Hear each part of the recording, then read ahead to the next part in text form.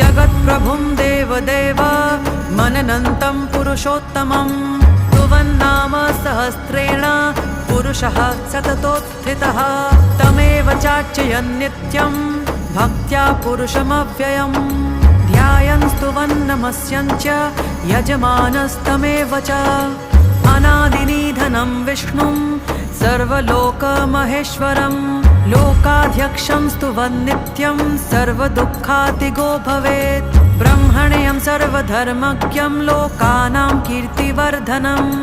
लोकनाथं महद्भूतं सर्वभूतभवोद्भवम् एष मे सर्वधर्माणां धर्मोऽधिकतमो मतः यद्भक्त्या पुण्डरीकाक्षं स्तवैरर्चेन्नरः सदा परमं यो महत्तेजः